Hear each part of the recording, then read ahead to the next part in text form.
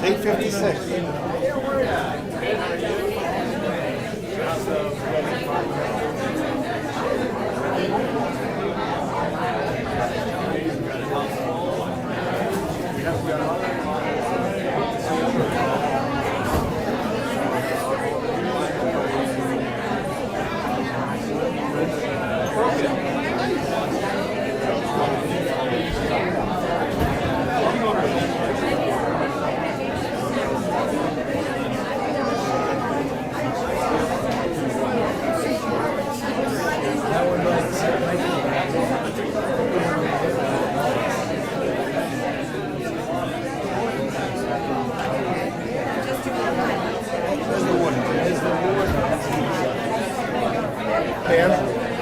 Kyle's here.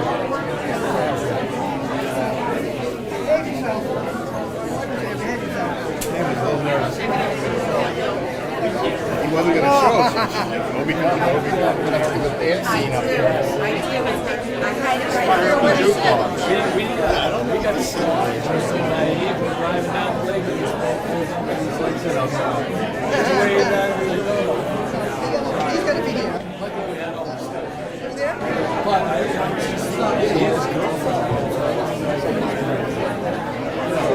Lane.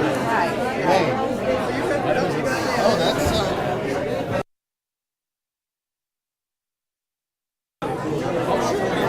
Yes, Jeff. I wasn't even like, just didn't flag me that he was there. Push this down. We're cheering you. Yeah, we need to cheer you.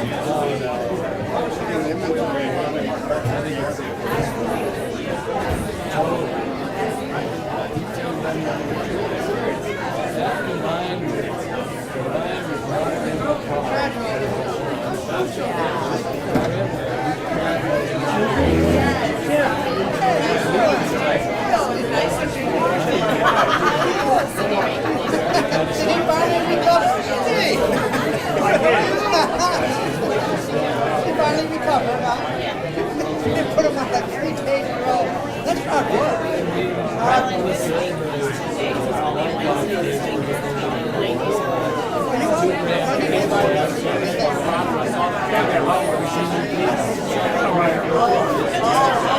Jump in the lake anyway.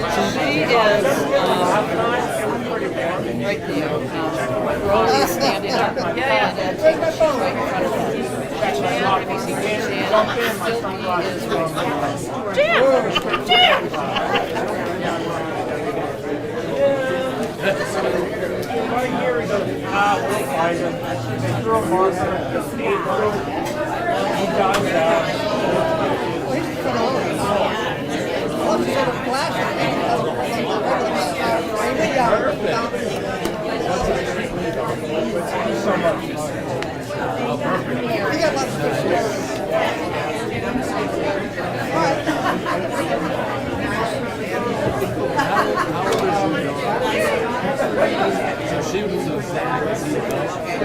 Good morning.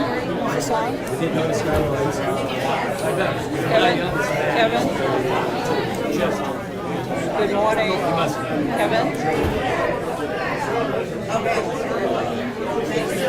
I just turn this on. Turn it on? Yeah. Okay. Good morning. If everybody can get settled down, we can start on time. Settle down. Settle down.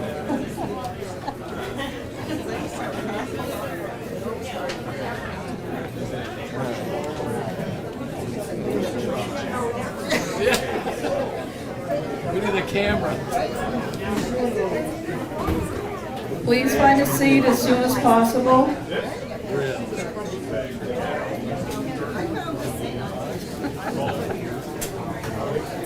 going to be a little tight. We're all sitting a little tight. We have too many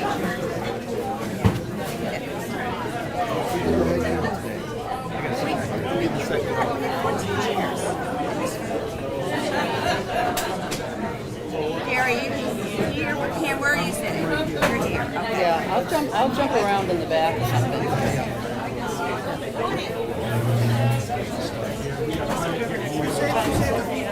It's 9:01, so we're going to start the meeting now.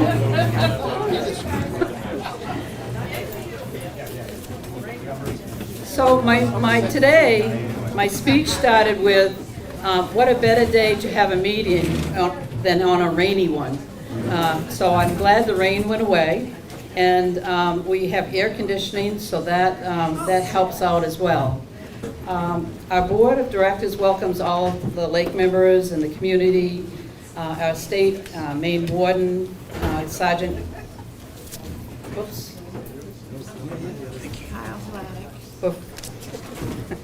Kyle Hadiniak, and Kyle Hadiniak, who is the Town of Gray Director of Communications, who will be videoing our session today, our meeting for the Town of Gray Cable, and also for Little Sebago Lake, and also for the Historical Society. So this will be a great thing, and we welcome all of you. A special thanks goes out to the American Legion Auxiliary for providing the Centennial Barbecue at the end of our meeting. A special thanks to Nancy True for coming and meeting with us at 7:30 this morning. As you can see, things are going to be a little different with the table settings, and our meeting agenda will be a little bit unconventional, and to accommodate a special day for our treasurer, Jim McBride, whose son is getting married today. As we begin our meeting, we will start with our treasurer's report, which is before all the other things, so he can scoot away. This shows Jim's dedication to our association. So Thank you, Pam. She's only telling part of the story. The reason I'm here is because I'm not sure I want to be home right now. You know, it's a little crazy. No, she's right. My son Jameson's getting married at 3 o'clock this afternoon, and we're just thrilled to be here. And I wanted to start off by apologizing to any of you that we bothered last night. There were several dozen 20-somethings in the lake after 10 o'clock last night, so it was a little crazy. But no, I'm Jim McBride. I'm the treasurer. I think this is my 12th year as treasurer. And the lake is very important to me, and that's why I said I did want to come today and give the report by myself. And it's, in short, the treasurer's report is easy, because I'm very pleased to report that in our centennial year, Little Sebago Lake Association is in really fine financial health. And we've been blessed by the support of you folks and many others, our members and friends of the Lake Association, who've been incredibly generous with your support, donations, contributions to the endowment and whatnot. And also thanks to our board, who through very clear and careful financial management has managed to control our expenses and be very prudent with the finances that you've entrusted us with. So I'm not going to go on and on with a lot of numbers, but I did just want to share a few highlights. Last year, 2023, we had $222,000 in income. This is all in the reports that you were mailed. In the annual report is my treasurer's report and the spreadsheet that shows all the details. But our income for last year was over budget by almost $36,000. And a lot of that was driven by the endowment, the effort to get $100,000 for our 100 years here with the Lake Association. So the endowment gifts were $38,000 over budget and in very, very good shape. Our budget for this year for income is a little bit higher, $229,000. We're actually projecting a decrease in the donations that we get from members and friends, but $40,000 in endowment giving to help put us over the top with the 100 for 100 challenge. And expenses, as I said, last year were under control. This year we're in very good shape as well. Expenses are in control. We ended up 2023 with a strong positive cash flow. We had a surplus of $72,000. Again, a large part of that was driven by the success of the endowment effort to raise $100,000. And this year our budget is balanced So we don't project a deficit or a surplus, but halfway through the year, we're running another strong surplus. So it's very, very good news. So again, it's all thanks to the support of members and friends and careful management on behalf of our board. So I'll wrap up by just sharing that the endowment campaign to raise $100,000 to recognize our 100 years is also in terrific shape. As of now, we've raised over $80,000 towards that $100,000 goal. So thank you very much, and thank you, Pam.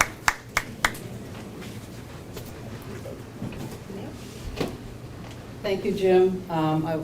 We all wish you a great day, and thank you for all your work. You make it easy and understandable, and we'll bless your day for you. Okay. Cool.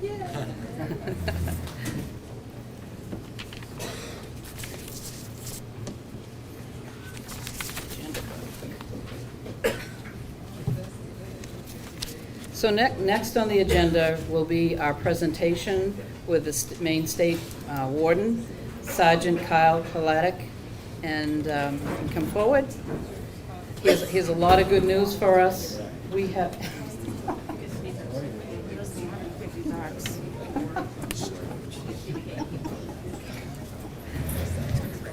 Thank you.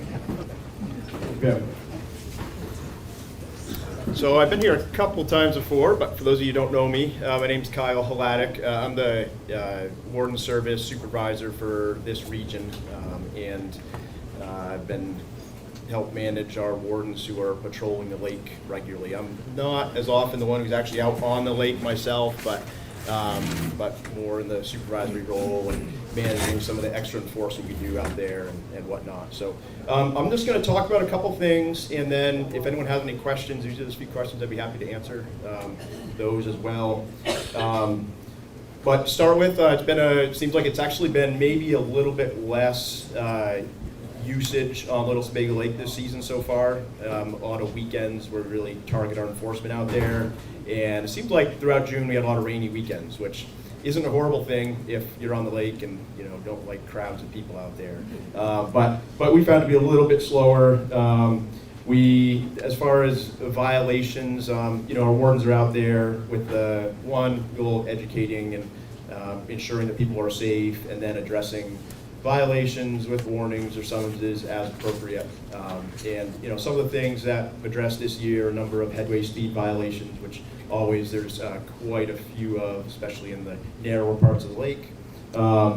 Children without life jackets. And then one of the new things, which I'll talk about, is as of January 1st of this year, boat operators, in some cases, are required to have a boating education training certificate. So that's been something that we've been doing really a lot of education on and getting that word out to people that that's a new requirement. That's a big change in Maine because that's never been required here. Maine is actually one of the last states in the country to actually add a requirement for that. So big change, and anytime there's a big law change like that, there's really a period of education, getting the word out to people. Some people just aren't aware of that being a thing. So while I'm there, I'll just talk about that a little bit. And if anyone has any questions while I'm on that topic, once I talk through the law, feel free to raise your hand and I can try to answer that. So if you've looked at the law, it's a little bit, unfortunately, the legislature doesn't always make laws the easiest to understand or enforce, but we do our best with them. So what I've found is the easiest way to break it down is by horsepower. So depending on the boat's horsepower, the requirements for boating education and age change. So under 11 horsepower, so 10 and under horsepower, anyone can operate. There's no age limit with no safety course or supervision. From 11 to 25 horsepower, anyone can operate with no safety course, but you have to be 12 years old. As you can see, it's pretty generous on the ages. And where you get into the safety course is once you get over 25 horsepower. So if your watercraft is less than 25, a smaller motorboat like that, there's really no education requirement, just a supervision for that certain age group. But over 25 horsepower, if you're born before January 1st, 1999, then you don't need a safety course. So basically everyone that's over that that's over, at this point, 25 years old or so is exempt from this boater education requirement. So as we move forward in years and decades to come, we'll get to the point where everyone has taken one.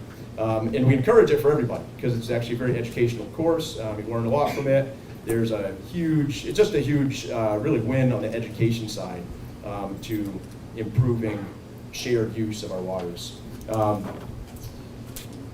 But back to the law. So like I said, born before January 1st, 99, you don't need a safety course. If you were born after January 1st, 99, you do need a safety course required, and there's no supervision option in the law. So if you're going to operate a boat and you're born after January 1st, 1999, you have to take a course. There's no exemption for if there's an adult on board with you or someone older on board with you, you have to take a course. They're available online. It's really not that time consuming to take it. We really want people to take it. And then the other aspect of it is with personal watercraft or jet skis.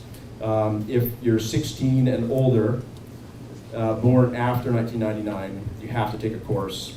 And if you're born before 1999, there's no course required at all. So it's a little bit different in jet skis where there's the 16 and older requirement. If you're under 16, you can't operate a jet ski legally at all, even with supervision. Any questions on any of that? Yes. Is this for both in-staters and out-of-staters? That's correct. It's for everybody. Yep. There's no difference regardless of where you're from. Any other questions on the boating education requirement? Great. I guess I explained it really well. And another thing I'll mention that's also a new law, that's another big change, is the new requirements for wake boats. This was a very controversial topic and something that our staff within the Warden Service who deal with boating spent a lot of time on with the legislature this last several years, actually. As many of you may know, wake surfing has become very popular. It's a little different than towing skiers. They actually have, oftentimes the person surfing behind the boat is not attached to the boat at all. They're not holding onto a rope. They're actually the boat's making a big wake, basically a big wave off the side of the boat, and they're surfing on it on a surfboard. And they're basically very slow speed. They're following behind the boat, and the surfboard is staying right on their wake, surfing the whole way. So it's become pretty popular. There's people guiding, doing that, and people pay to for them to take them out and do that. Become very popular. However, these boats are made so that even at very slow speeds, they put off a really large wake. Obviously, that creates some issues with paddlecraft, with nesting sites on shorelines, boats on docks, all kinds of things like that, erosion. So it's been a big point of contention between different user groups. And as we find with dealing with lakes, it's a shared resource, and there's conflicting interests, and different user groups have different interests. Some people care more about wildlife, some people don't even think about wildlife, some people care about doing a new cutting-edge sport like that, and other people just want to paddle on a calm lake. And obviously those things come into collision sometimes. So the new law dealing with that is that for anyone engaged in that wake surfing, they have to be a minimum of 300 feet from shore and in 15 feet or deeper of water. So that's a new thing, again, that we're dealing with starting now. The change was before you had to be 200 feet from shore. That's been always the headway speed law. 200 feet from shore is within 200 feet is the water safety zone. And outside that, you basically could not be going greater than headway speed, which is the minimum speed necessary to maintain steerage of your boat. So 300 feet, I think that was a compromise. I think there was a big push to get it to be 500 feet. And again, this is all a compromise between user groups. So they ended on 300 feet and the 15 feet of depth, because the depth of the water has a big effect on these waves and how big they are and how they travel across the lake. So that's another new law, and anytime there's a new law, we kind of grapple with how to enforce it. Even determining depth of lake where the boat was operating at the time when you saw them is a challenge sometimes. So So it's something we're working through, and I think those two laws are really positive changes. Without the boat education law, there's people that could go buy a brand new boat with 300 horsepower, and they could just go do anything on the lake if they're 20 years old or whatever age, and really never have learned anything about boating safety or rules of the water, which is there's a lot of courtesy involved in that. There's not really a ton of laws about how we regulate operation. A lot of it is courtesy of how we share these water and how you operate. So it's a really positive thing that we're acquiring that education, and I think over time, we'll start to see the effect of that as more and more boat operators fall in that after 1999 category of age group. We'll have more and more people operating boats who were properly educated, and hopefully we reap the rewards of that in seeing safer use of waters, and also with the wake surfing, it's a newer sport. Hopefully this law also enables us to more effectively enforce that and prevent the conflicts between them and other user groups. So those are a couple new laws to be aware of. One other thing I just was asked to mention was there's been noticeably a few people towing on a little Sebago, towing skiers or tubers behind the boat with only one person on the boat that's doing the towing. That's not legal. You have to have a spotter who's at least 12 years old on the boat, basically watching that person behind the boat at all times so that they can notify the driver if the person falls off, if there's an obstacle, if another boat is behind them, something like that. So just something to mention that we've been seeing some of. Other than that, it's really a pleasure to work on Little Sebago. I think of all the lakes in this really busy region of the state. I think it's one of the safest lakes we have, and I believe that's a testament in part to the partnership between your association and the Warden Service, and we're very happy to get to work out there. We spend a lot of extra time out there because of you all, and are able to prevent, I think, a lot of large incidents that occur much more frequently on some of the other lakes in the region. So, thank you. That's all I have. Does anyone else have any questions? Yes. I just wanted to know who was responsible for marking the lake for rocks and things of that nature, because we live right off of Savvy Point, and as you probably know or not know, there's a large rock pile. There's just the green buoy and the red buoy, and then further down there's markers. But constantly people are running into the rocks there. And it's definitely a safety hazard. And we've had to push people off the rocks. Yep. Yes. Yeah, so the question was who's responsible for marking hazards on the lake, and he brought up a point where there's kind of some commonly boats getting stuck in the rocks and hitting the rocks there. So there's actually a program in the state of Maine. It's called the Navigational Aids Program. It's not run by the Warden Service or our department at all, but if someone from the association wanted to reach out to me, I could share the information of the person to contact about that. They have a protocol for evaluating when to add new buoys, because it's a balance on all the lakes in Maine between marking every single hazard, which is sometimes very unrealistic, and marking the hazards that are the most critical ones. So it could be one that one is would justifiably be marked, but other times we've had some small ponds where if you marked all of them, you'd have a ring of buoys around the whole pond, and it's just impractical. And ultimately, people have to use use caution. But yes, so there's basically a department responsible for that, and they have a protocol for kind of a checklist to decide whether or not to add buoys in places. And some of that would depend on the user group wanting it or not. So, yeah.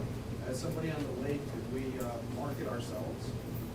You're not supposed to add navigational markers yourself because they're all registered under this Navigational Aids Program. And they want it done correctly, so the right marker is there. We do see times where there's a rock and someone puts a buoy and just something marking it, an anchor in some buoy. But if you're putting out an actual hazard marker or the black and white striped one that says don't go between this and shore, those need to be done through the Navigational Aids Program. One year somebody put a big stick right in the middle. And it really helps. It really helps. Because it's really a bad place. My sister taking me water skiing when I was a kid, knowing the lake, ran right through it. Yeah. There's actually been a death there Yep. years ago. Someone ran into it, young. Just make a comment. So just to let you know, Rod Bernier is our person that handles that for our lake associations. So just touch base with him and he'll help you out.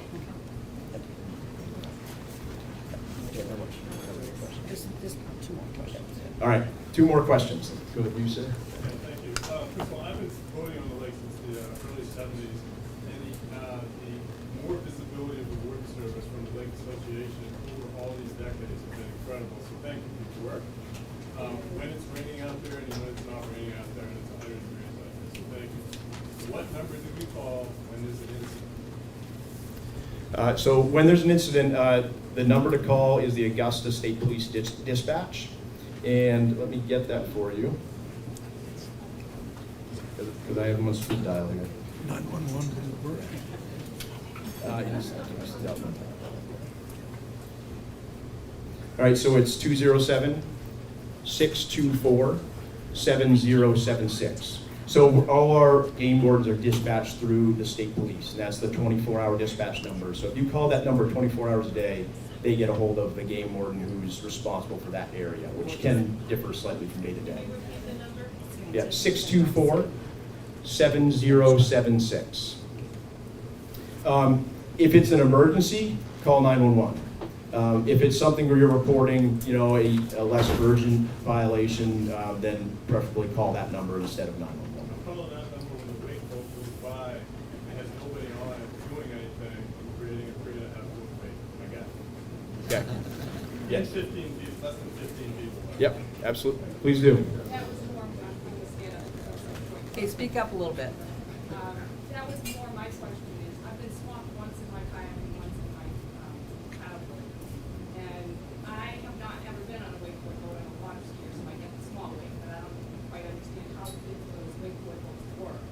So when I was swamped both times, they were within 200 feet, but they weren't doing their sport.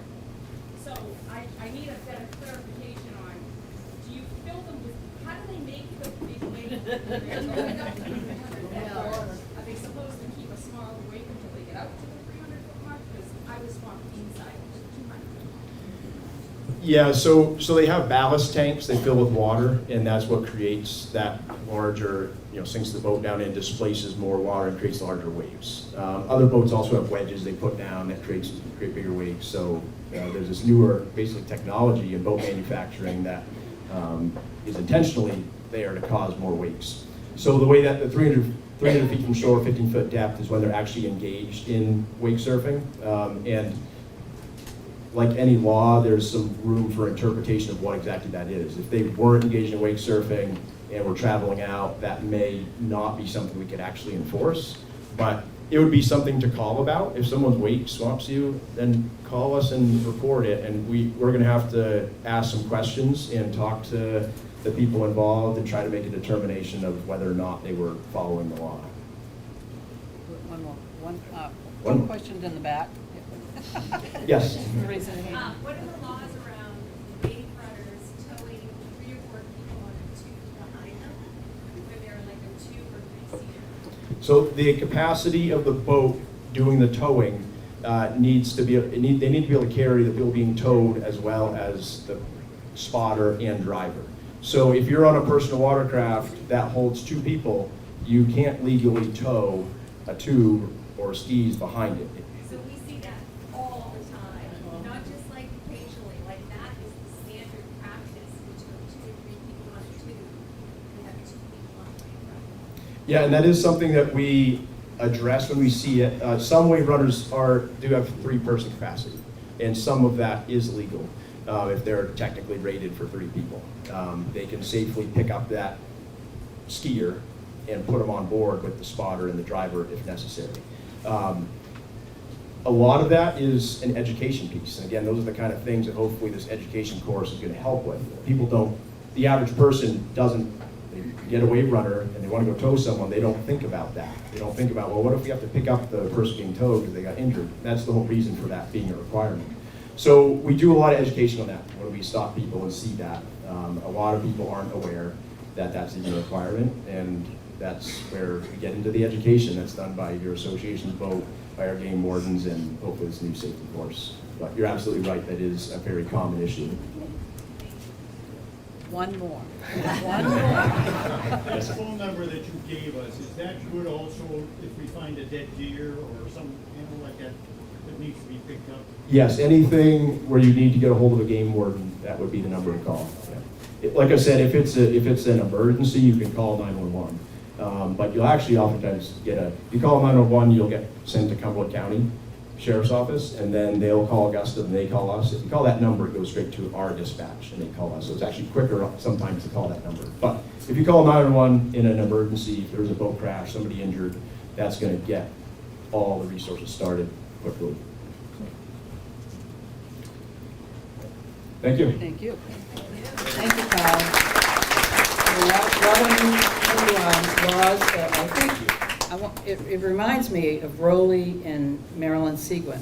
They have a grandson he comes in the summertime to visit them, and he took the course, and so he's able to drive the boat. And he told them a lot of laws that they had no idea what was going on with. So it's good to take it with your children, so that you learn as well, but thank you. And I cannot leave this without saying thank you to our Safety Patrol program with Sharon Lamontang and Steve Sayens. Sharon, can you stand up, please? Yeah. Is Steve here? Thank you so much. It has been very, very helpful. So, moving on to our regular meeting, we'll start with the treasurer's report. We did the treasurer's report. We're going to move on to, I'm going to jump down to the secretary's report at first. Okay.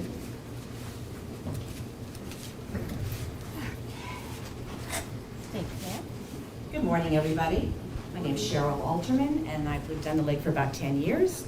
I am the secretary of the Lake Association. I'm just going to read a summary of the meeting from last year.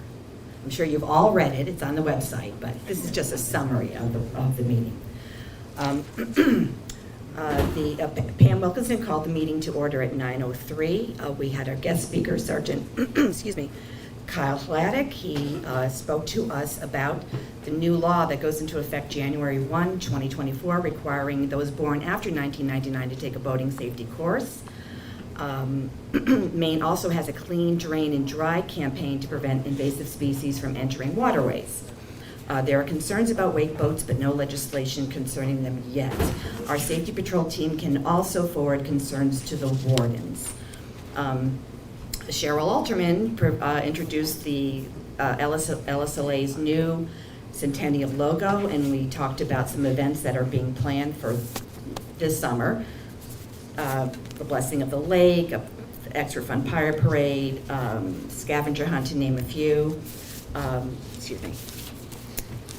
Thank you. Thanks.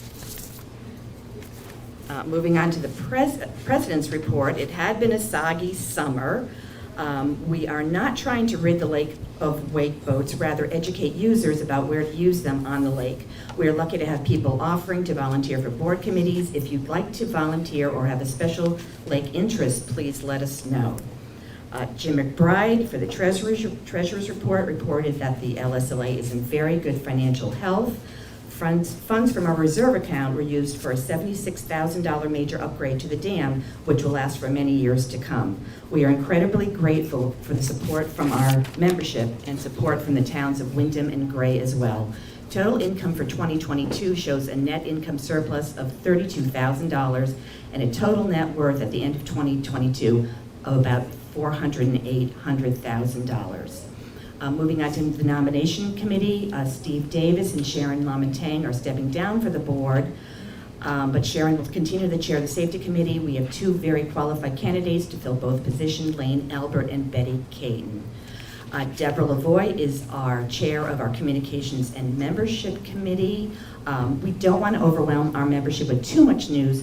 We send out the spring appeal newsletter in May, the appeal reminder in August, a fall-winter newsletter, and a year-end endowment appeal. If you have not received emails from us, please make sure we have your correct address. Rod Bernier reported on the dam and reported that the Hopkins Dam is in great shape, and Rod presented a slideshow of the dam. Since 1984, the state of Maine mandates that the dam be open for winter drawdown on October 15th and closed on April 15th. The dam was closed on April 15th, 2023, and we are at a summer high by May 1st. When the lake has too much water, we have to be mindful of our downstream neighbors so that we may be limited as to how much we can open the dam. John Mulaney spoke about the endowment campaign, and John suggested a centennial challenge. How great would it be to raise $100,000 for the endowment fund as part of our centennial celebration? Moving on to the Historical Committee, Barbara Sawhill chairs the Historical Committee, and one of their goals is to create a virtual place to share memories, stories, and memorabilia about the Little Sebago Lake for our lake community and the community at large. The committee is looking for old postcards, maps, photos, and any lake-related memorabilia. Barbara also chairs the Island Committee, and any island residents with questions or concerns should contact Barbara, and please make sure she has your current email address. Tim Greer does his best to keep the lower sandy narrows open so boaters can go through. June rains washed the sand back into the narrows, but he plans to start suction dredging very soon, which should be effective. Sharon Young gave the Loon Conservation Committee report and reported that this is the 6th year of our loon monitoring program. Loon rangers in attendance were introduced. An island loon nest now has a live loon cam. 2 loons who were tangled in fishing line were rescued, treated at the Maine Center for Wildlife, and returned to the lake. So far this summer, we've only had 1 chick hatch.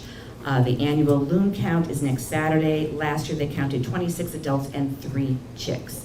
On to merchandise. Sales in 2022 were $14,800, and sales this morning were brisk.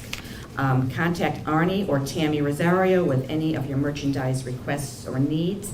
Merchandise with the new Centennial logo is available as well. On to the watershed program. Kevin Ronan spoke about LakeSmart. LakeSmart volunteers evaluate your lakefront property and make suggestions on how to protect the lake from runoff and protect your property from erosion. Bob DeRocha spoke about the Rubber Razor program. If you need to divert water on your property or driveway, we have materials, a contractor, and funding is available.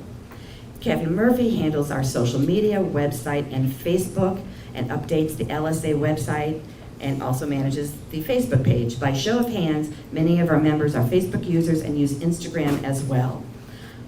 For the Safety Patrol program, Steve Sayan is the captain of the crew. Many thanks to Roger LeBlanc, Steve's predecessor, for all he did for the safety program. The safety boat will be at the boat ramp every Saturday and Sunday morning to assist boaters with information about the lake and life jackets if needed. Janet Slack gave the water quality report.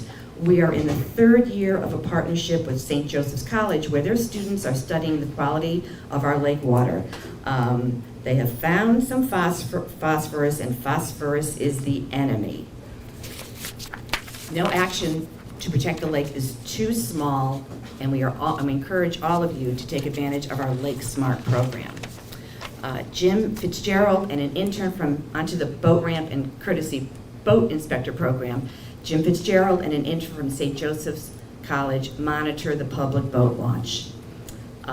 Milfoil report. The milfoil program started in 2003 and we've been removing it for 20 years. This year we reached the $1 million mark in milfoil removal costs and have removed 131 tons of milfoil. Please take a look around your shoreline and see if you see anything suspicious, please let us know. We had ice out winners, we had the raffle drawing and silent auction winners were announced, and the meeting was adjourned at 11:30 a.m. Thank you.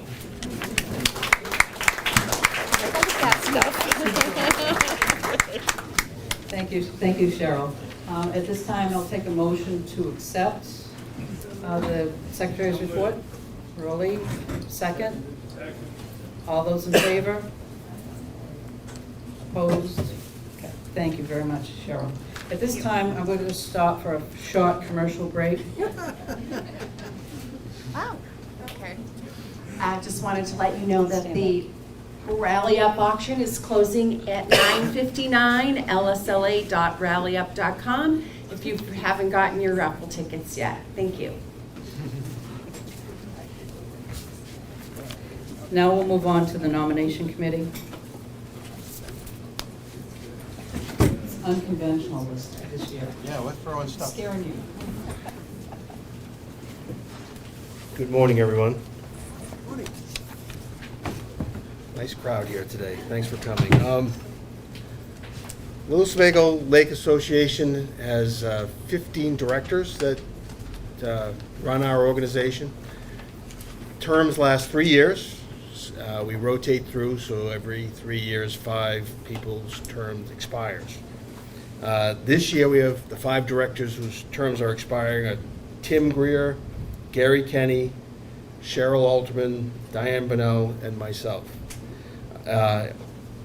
4 of the directors are volunteering to stay on, and Diane is bowing out. Diane's been a director since, gosh, 2012. I remember before that she was managed our database. She did a whole bunch of stuff. She came to all our meetings, and I remember it was March of 2012 that she said, "Oh, I'll step up." Right.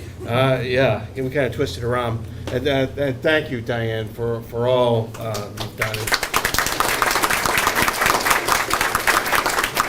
It's been a pleasure having you on. Absolutely. I enjoyed it. Thank you.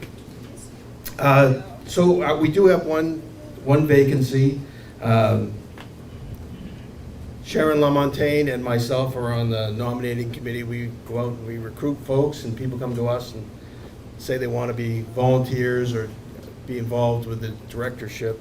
And this year, we have one nominee that we think is an exceptional nominee for director. Susan Franzetti. Susan, are you here? I think she is. There she is, way in the back row. Susan's on Lions Point. She's an environmental lawyer. She's a certified scuba diver. She's very excited about being more of a involved person with the Lake Association. We're very, very happy to present her as a nominee. So having said that, I would like to present a slate of 5 people who serve 3-year terms. Tim Greer, Gary Kenny, Cheryl Alterman, Rod Bernier, and Susan Franzetti. Can I have a second on the floor? Any other nominees that we wanted to present? Any comments, questions, concerns? All right, all those in favor? Opposed? That's a go. Welcome, Susan. You're going to be part of the group team before. So with this, I'm going to start my welcome here with the president. I'm going to introduce all of our board members because this year is going to be my last year as president, and I've been circled with a bunch of really good people that have made a lot of things possible. Let me find my piece of paper and I'll be all set. Did Rod steal it? Yeah.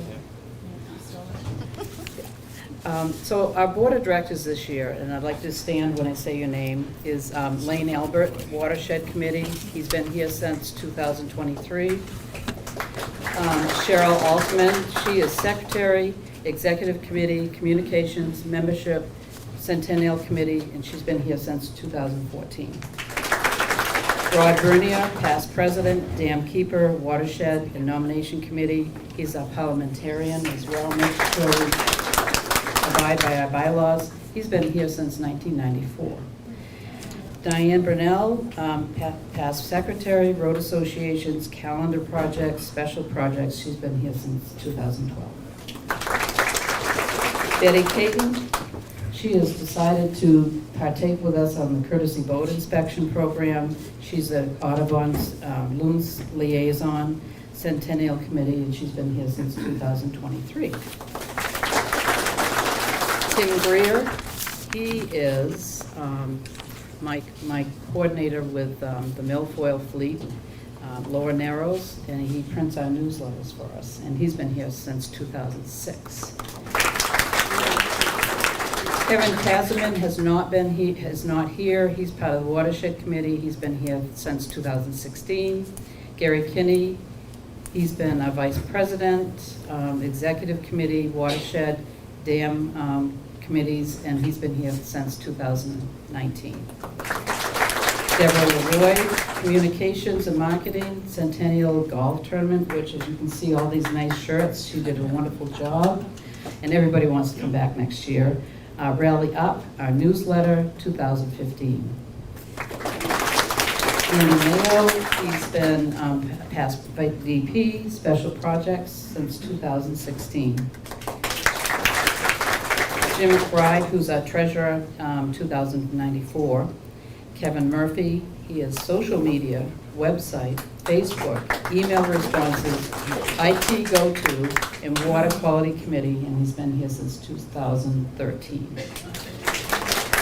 Johnny Rosario with merchandise with his wife, all those nice things that we have to give for Christmas presents and ourselves, and Tammy, 2016.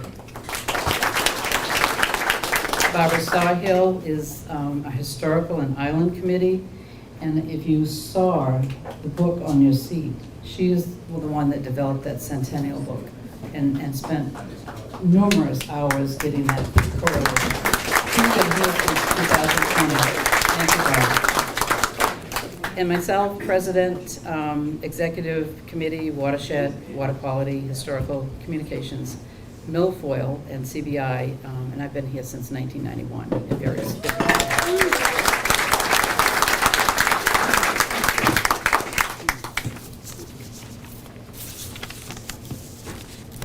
So, why are we here? If you ask Rod Bernier, he'll tell you. He's our parliamentarian, and he makes sure we abide by our bylaws. He will say it's because of that, and we have an annual meeting to update all of our membership of events that occurred throughout the year. Why are we really here? One word: water. We all love our water. The other day, when it was raining and it was so hot, I made myself, you know how we scurry around every day and we're too busy to do this. I made myself lay down in the water, and I felt an immediate calm, thinking about the meeting and thinking about things that needed to be done. I would have missed the visual part of the water droplets dropping on the water and creating little splashes on the water surface. It was a good time to take time to watch, see the beauty of the replenishing water drops, and just take a moment to enjoy why I'm here. This is why we own property: to enjoy, feel one with the earth, and create memories with our families for generations to come.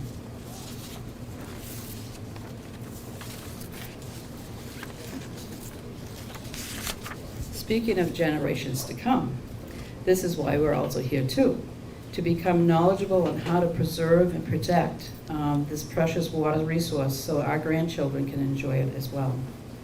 Thank you for taking time out of your day to find this happening around you and to find out what is happening around you and to mitigate the human impacts and pressures that are enveloping our lake. I became a board member in 1991. I became president in 1992 until 1994. I took a few years off to take a sabbatical to partake in various town government capacities, and realizing it was not as rewarding as being on the Lake Association, I returned to the board in 2005. I became president again in 2009, serving until present day. It has been 17 years, and it's time to step down to allow for sustainability and new concepts to keep this association fresh. I'm stepping down, but I always say not stepping away.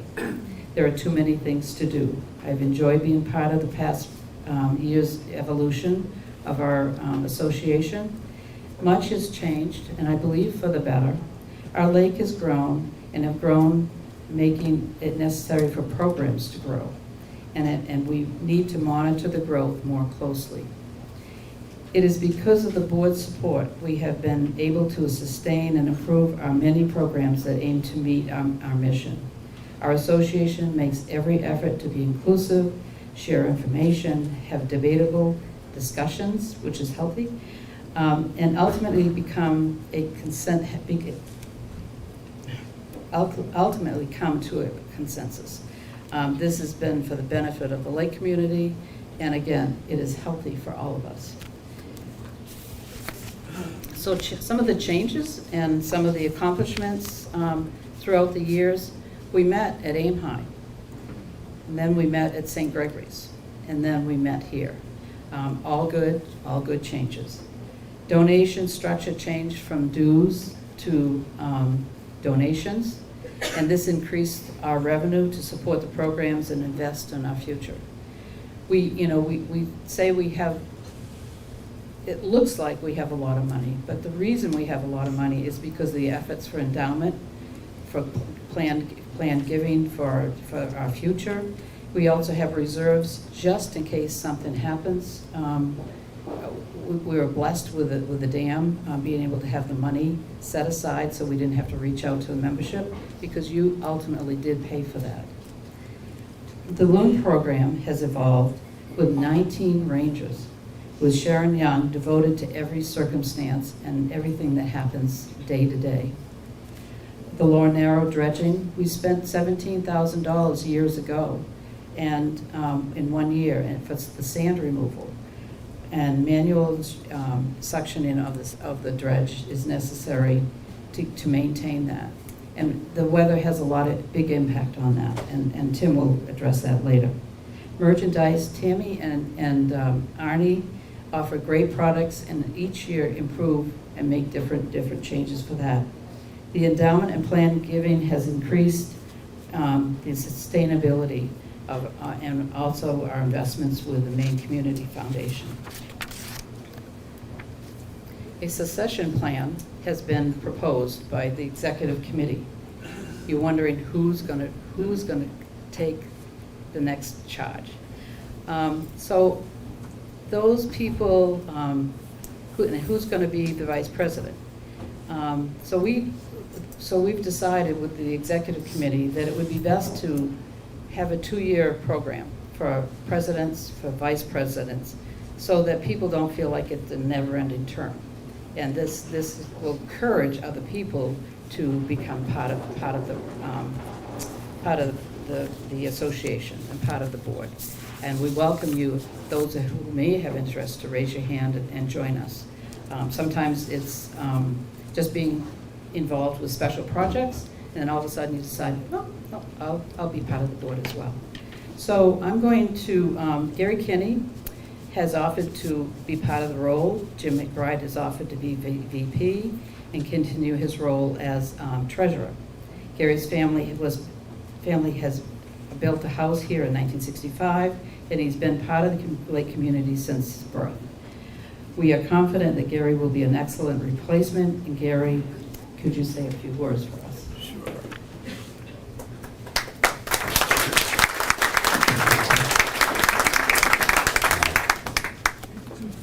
Thank you for that kind introduction, Pam.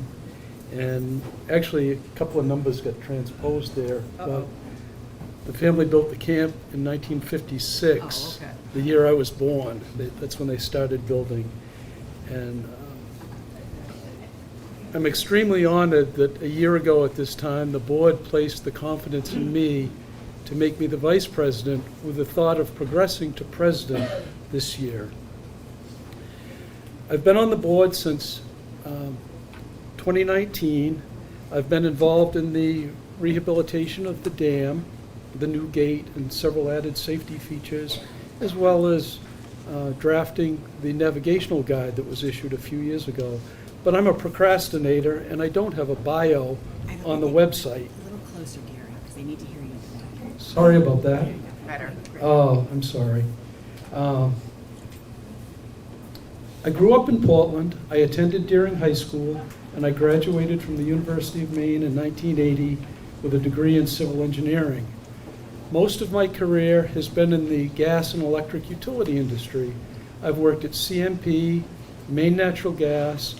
For several years, I oversaw the safety of natural gas utilities with the Maine Public Utilities Commission, and I currently work for Unitil, and I plan to retire next year. My wife Cindy and I have a son and a daughter and 5 grandchildren, and we're very, very fortunate that they're all fairly nearby, one in Bath and the other in Brunswick. In 2014, Cindy and I inherited the camp. In 2018, we tore it down and had a house built. We're at 1080 Drive, that's off the Westwood Road, and we're at the upper end of the Middle Lake. For those that are familiar with where Birch Island is, we're the third beach to the right of the Birch Island footbridge. It's a greenhouse with white trim. I know a few of you here, and one of my neighbors, Warren Eddie Nowlin, is a lifetime friend and neighbor. And thank you for being here today, Warren. So please stop by and see us. Anybody, if you'd like. As I said, Cindy and I are looking forward to meeting people. To move on, through work, my past community involvement, and as a select board member in the town of Wayne, where Cindy and I lived for several years, I've been on several organizations, been part of several different associations, and I've never met anybody that volunteers with the dedication, the enthusiasm that Pam has. And with that, I'd like to turn it over to Rod Bernier for some more comments about Pam.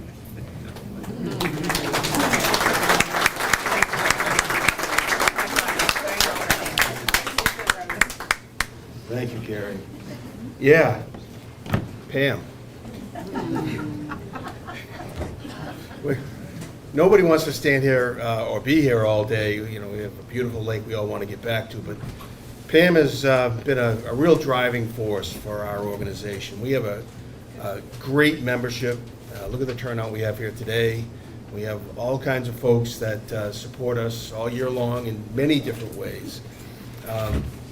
Pam, since '92, has been a member of our board of directors with a short break, and she's been a president twice. She started when I first came on, and way back, and then after a break she came back and she became president again. And when she became president, the plan wasn't to be president for another 15 years, and we kind of forced her into it, and there's a good reason we did. Pam brings a tremendous amount of dedication to whatever she does, and on the lake, tremendous worker. She just does stuff, and like Gary said, we don't see a lot of folks that can do that. But Pam is more than just somebody who can do things. She motivates. And one of the things that we've found in the organization since she's been president is that we have more and more people stepping up, volunteering to do all kinds of different things that need to be done. I used to stand up here and beg people, please be a director, please help us out with different committees that we have. More hands make the work a lot lighter and easier. And everybody's busy, everybody has a lot of stuff going on. But Pam, with her leadership, I think has made it very easy to be a part of the organization and be an active member of the organization. And so, you know, we're very thankful to you for that. It's a lot to be someone that steps up and, you know, does those things. But Pam, of course, as Gary said, has been way above and beyond. You know, in my 30 plus years on this organization as a director, I've had the pleasure of talking to a lot of other lake associations, kind of like Gary was saying.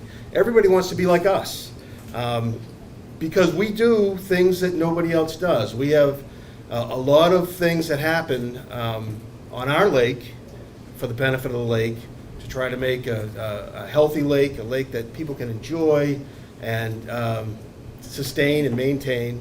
And we've always had that. I mean, this is 100 years that this organization's been around, but Pam has really stepped that up to a group that does things and does it well, and with the things that Pam's set up are going to continue, you know, and she's not leaving us, which is great. But having said all that, I just wanted to thank you personally, and the board asked me to really talk her up also for all that she's done, and thank you very much, Pam.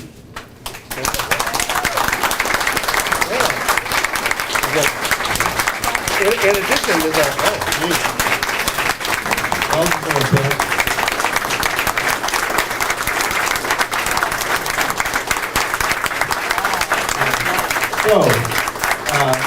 Pam's holding on to a nice 100-year anniversary with her 17 years as LSA president that was made by Brandy LaFleur of Lakeside Custom Wood Creations. And on the back, what's it got on the back, Pam?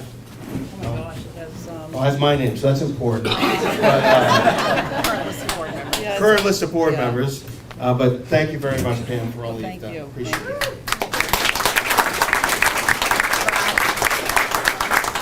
One more thing I want to announce about the. Oh, and This one more thing. One more thing. For a bunch of years, we've been doing a scholarship to local students for going to college. And it's just kind of been the scholarship from Little Sebago Lake Association. As a board, we've decided that we should honor Pam by calling this scholarship the Pam Wilkinson Little Sebago Lake oh my word. Scholarship. There's 2 scholarships. One for women and one for men.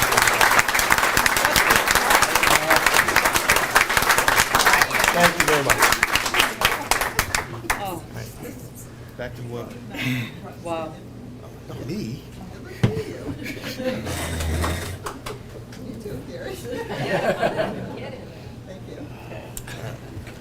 Oh, very special. Wow. Just gonna put that up there so it doesn't fall, hopefully. Is that okay? Yeah. Yeah, thank you so much. My philosophy has been to always maintain our mission, but also have fun and function at the same time. And I think you see that we do have fun. Occasionally we break away and do things, pontoon meetings on the lake in June to prep for this meeting. Little things like that just kind of breaks the monotony sometimes of things. So I really, really thank you very much for all that. It's hard to move on now. So, in lieu of time, and what I usually do is I push off and don't do everything that I want to say, but I do want to do one thing instead. Oh, I do want to make sure that everybody sees our Lake family community, and I have a whole list here, but I'm not going to do that.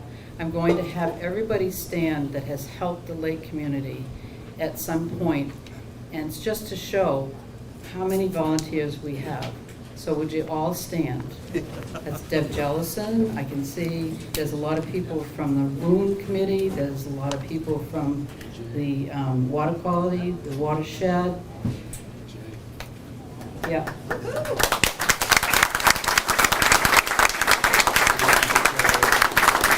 So, see, those are the people that are our support system, and they think, and I talk about programs, and everybody comes and says, well, I want to do this, and we go, well, that's a good idea. So everybody has improved throughout the year, and it's going to make this association a lot better as we move forward. So thank you. Excuse me. I have something for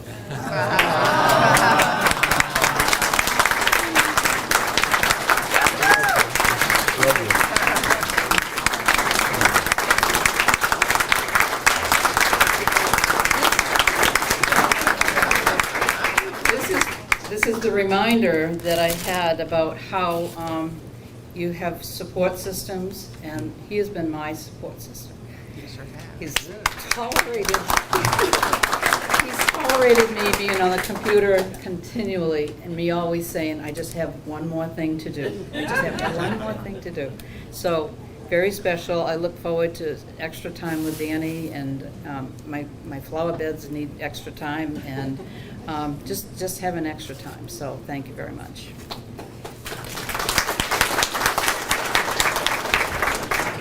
All right. Let's move on. So let's move on to our special little committees. We normally and traditionally will have all the committees do a report. I've selected a few this year that really have that we're trying to focus on special to keep our lake water quality safe and as we move forward. So let's move on to the historical. Well, I'm going to start. Okay. Let's start with Barbara. I have to say, she's part of the historical committee, and this person didn't know what she was getting into when she started raising her hand for this little book here. The big book, yeah. She did an incredible amount of time, and her committee did an incredible amount of time with gathering information and trying to put it into perspective, and it's not going to end, because this is just the beginning of our historical events, and we're going to document, put them on our website, give them to the Gray Historical Society, so that when we go to the Gray Historical Society and we try to see what they have, and they only have 1 or 2 items or a picture, that people will be able to have a resource. So, thank you, Barbara.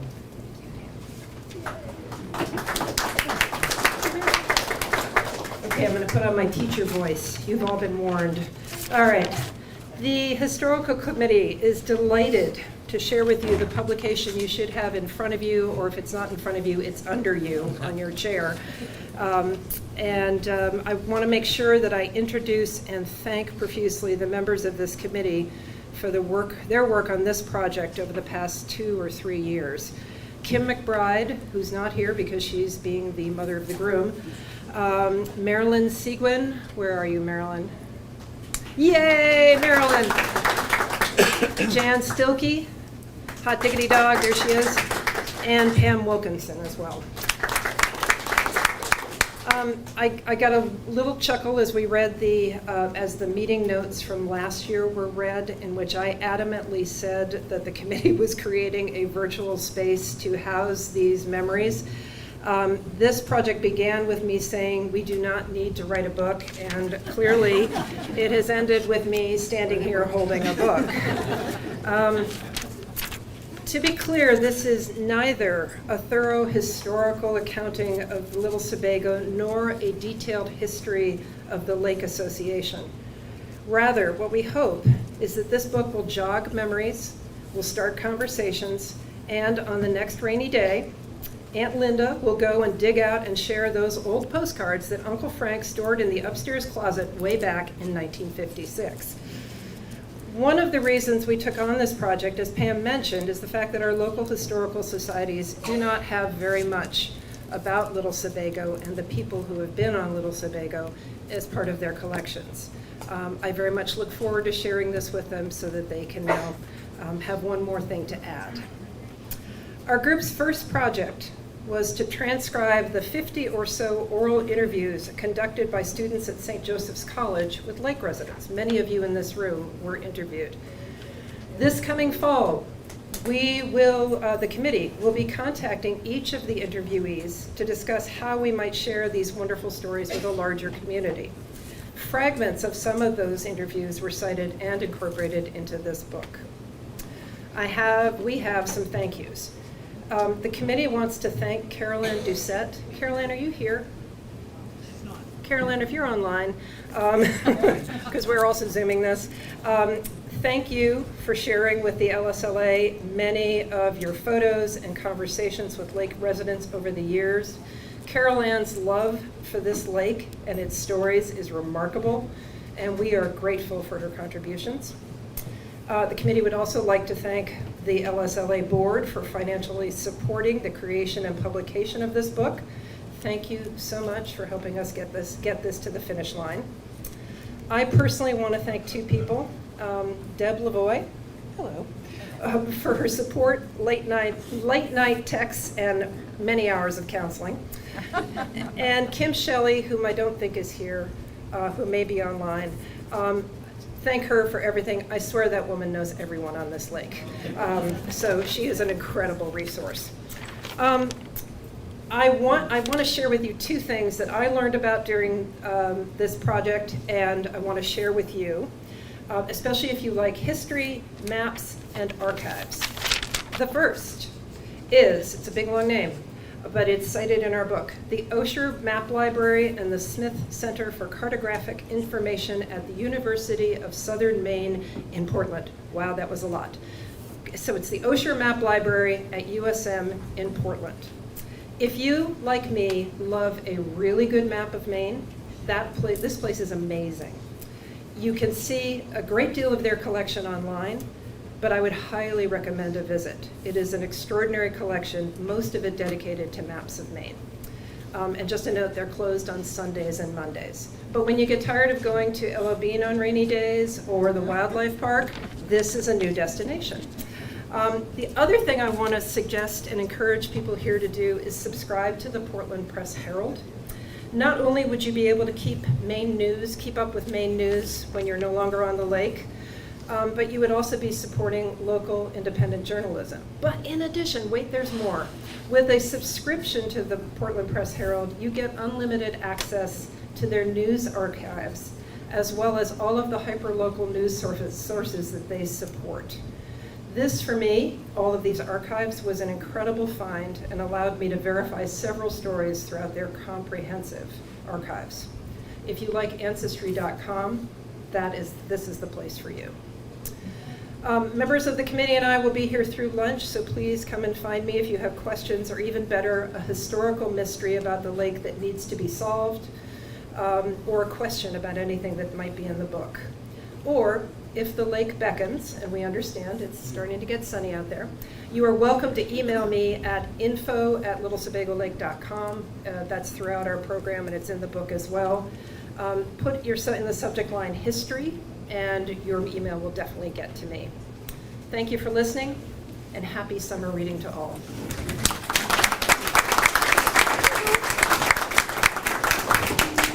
Thank you, Barbara. Certainly, if anybody is interested, we have a lot of just simple scanning that would help out.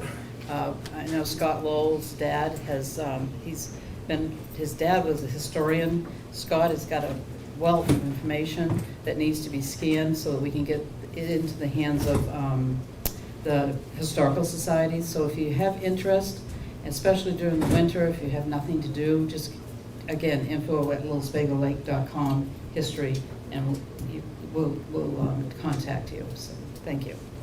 Next is Tim Greer. He's going to talk about the Lower Narrows. Okay. Good morning. My job is to keep those crazy narrows open so we can go from one lake on to the next. Speak into the mic. So we can get to one end of the lake to the next. We've really got a couple of things in our arsenal to make this happen. Speak right into the mic. Okay, Pam, she's on me now. We got two things in the arsenal to make it happen. We can either sand dredge, or we can excavate into those narrows to make it happen. And both of those are challenging, and I want to cover a couple of those things with you, and I will be quick. Kevin, do you have the first one? Can you, oh, that's the other one. It should be 0005. Can you bring that up? That's the one. Very awkward. Yeah. Can you bring it up? Big. Having a technical difficulty. Technical difficulties. If I can find it, yeah. What are we looking at? Well, what you're looking at there is a photo that we took with a plane looking down on the Narrows in the winter. And you can see how tight it is right in the center. And if you look Let me just go by you. There you go. Now, all this land through here, this piece is owned by a family called the Davies family. And you can see all the sand just washing, and it could, all year long, just keep washing and washing down into these narrows. So ideally, what we want to do is get down in those narrows and excavate that sand out of there, bring it back down and put it on the Davies yard, their beachfront. We've got the permits to do it with the DEP, we got the money to do it, we had the contractor, we had the excavation equipment to do it. We missed out on one thing, nature. We don't have enough coal, or didn't have enough coal this past winter to freeze. We've got to come down the lake to get there with our equipment. We have a 20,000-pound excavator, and the contractor came down twice. We said, there was no way. He said, I can't go down there. I'll sink, and I'll lose an excavator. So we had to take it off the book. We couldn't go that route. All right. That said, we go to Plan B. You have the other one up there, Kevin? Okay. What we did or do, we have a milfoil boat here. We retrofitted this so it could then be a sand dredge. Fancy name for one big vacuum cleaner. That's basically what it is. Those hoses right through here, there's Scott Davies, by the way, standing in the middle of the channel. At the bottom of that pole that he has there, he's got a 4-inch tube, and that boat is sending him suction. He's literally vacuuming the lake. He's taking the sand, he's running it back up across the beach, down at the end of the peninsula. Then when you go through there, if you look to the right, you'll see a whole new sandbar starting, which is that sand that he's now pulling out of the narrows. The hope is that when we finally do get frozen ground, we get an excavator there, we'll come down with a dump truck, and the excavators can pull that sand out of there and bring it back down onto the landowner's beach. That's what we're permitted to be doing for him. So all summer long, you'll see Scott off and on down in the narrows sucking sand out of it. It takes hours. You think about it, think of that whole area down, you got a 4-inch hose. It takes hours to suck that sand and to get it out of the lake in order to make it passable. So, I have a question with that. Yeah. Is the sand that, I mean, I usually go back to the aerial picture, but is the sand that's coming down there, is that because that area is maintained as a beach? Does it have any like growth or bushes or? No, all that sand's coming down right off from his beach. They used to have a huge beach area down there. I understand it, but I mean, it probably wasn't always there, and so now it's been maintained as a beach. Good question. So I don't is know. that generating all that sand, or, is it a natural formation, or has it been turned into that beach? So it's a natural formation. It changes constantly. The whole area is changing down there. Even the channel as it goes. So we've noticed now as you go through from the north to the south, you're going to kind of bear off to the left. That's the channel. Would plantings help keep that erosion down and maybe keep the sand from coming in that area? Good question. Don't know. We have to talk about it. We'll connect up afterwards and go see. I'm open to any other suggestions. If somebody's got a really good answer to fix that, I'm happy to listen to it. But right now, we're keeping it open. Pam had mentioned earlier about $17,000 for excavating the last time we did it, and that was a while back, so it's more expensive now. But we do this whole thing and we keep it open for a couple $1,000s a year. So you kind of have to say, well, how much do we want to do? So anyway, Pam? Thank you, Tim.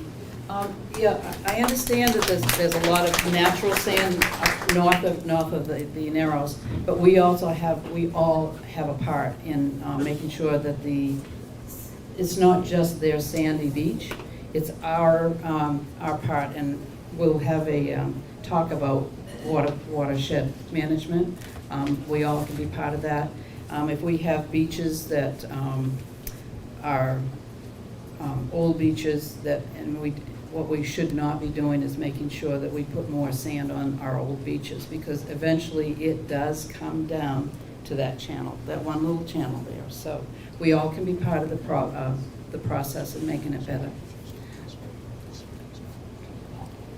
Speaking of water, we're going to do water quality first, I guess.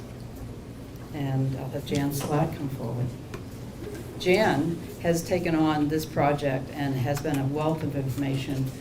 She's been helpful. She's brought on new people. She speaks with the St. Joseph people that we've coordinated with, and she does a wonderful job. Can we have those lights back off? I have lots of slides I want you to see. Speak up. I want to talk about two deeply contrasting things today: gratitude and a wake-up call. First, the gratitude. I am very grateful for Little Sebago. It's hard to put that into words, but I'm guessing you're grateful for the lake too.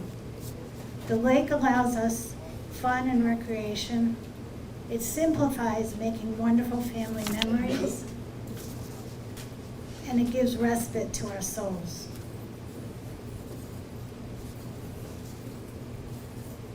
I'm grateful for our water quality, and I'd be surprised if you weren't either. You probably have heard me say,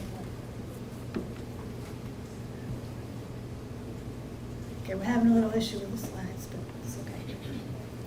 If we can go to the slide of the dogs. Thank you for the person that gave me this slide. You've probably heard it said that the most precious thing about our lake is the quality of the water. Without that, we don't have all the other good things from our lake. So these slides are to remind you of what that beautiful, clear water looks like. Can we go to the next slide? Even through inches of ice, our water's clear. Next slide. I'm grateful that you're here today. Thank you for caring enough about our lake to spend your precious time here, and the association needs you.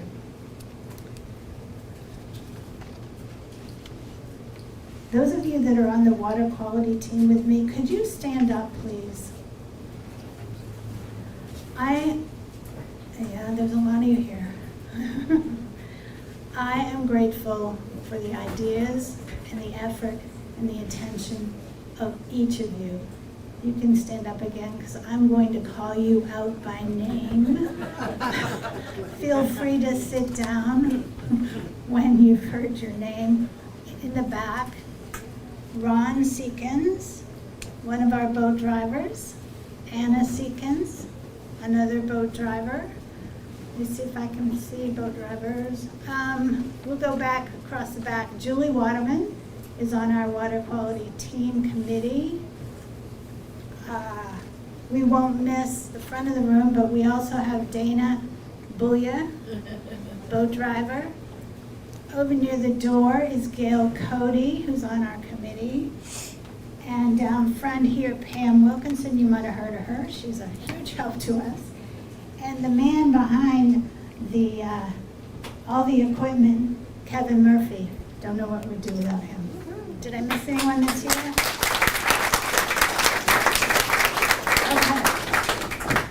Okay. I'm going to read the list of our team that isn't here. If you could, Kevin, just click through a few slides of the team in action. There's our team. The rest of our committee that couldn't be here today is Kevin Kasserman. That's his picture. Krista Newman is on our committee. Boat drivers Jeff King, Steve Ellis, Rick Sullivan. And our partners from St. Joseph College are professors Emily Lesher and Greg Teagarden. And we have student interns from St. Joseph's, Allison McMullen, Mia Mirabella, Ethan Smith, Hannah Michael, and Alec Kozinski. It's not all work on our team either. Did you see that swimming picture?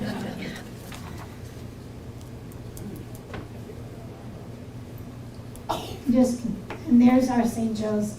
We can stop right there, Kevin, with the automatic. Please join me in expressing applaud and appreciation to everyone that's protecting the water for you.